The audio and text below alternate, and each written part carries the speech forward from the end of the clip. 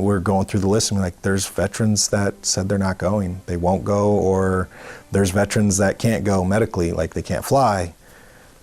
Okay, well, they should still get a day of honor, right? We're on the phone to a few people and then my wife pops into the room and says, I've got an idea. And from that point, we just started planning and Operation Penguin was born.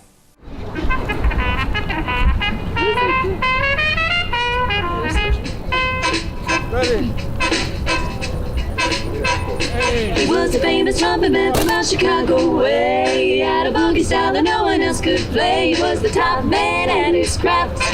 But then his number came up and he was gone with the draft. That's people are like, oh, you're the president. I'm like, yes, and I have a wife that helps me. So if I didn't have her, the success would not be where it's at. For the first one, nobody's ever done this before. I think we had 32 veterans plus families, so we probably took about 120 people throughout the day with us. So we had a couple buses and just took everybody around. It was pretty surreal to then look at it and go, did we just do that? Did that just happen? And it wasn't us. It was because the community said, let's do this. Okay. Present arms.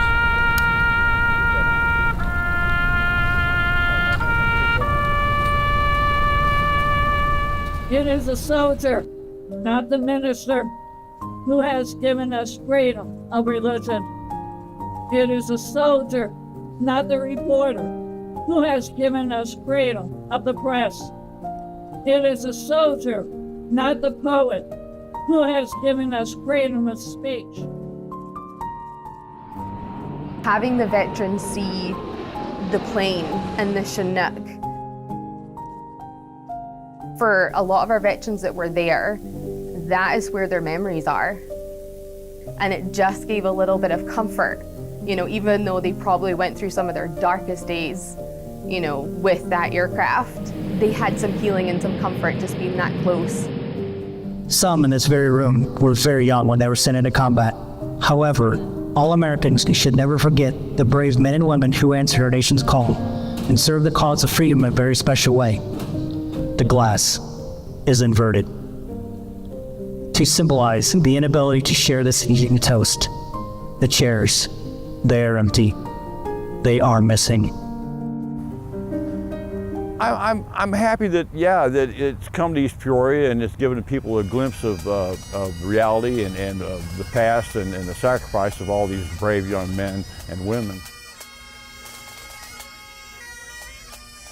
Those that aren't able to go there and see this, at least gives them the same opportunity to have that feeling. Sometimes it's the first time they've ever seen their friend's name on the wall, and it really hits them hard. What it felt to see that and know that the veterans were getting this kind of welcome home, like I thought it was a pretty big deal, just welcoming them home as a serviceman. To see that community there welcoming them home at that magnitude.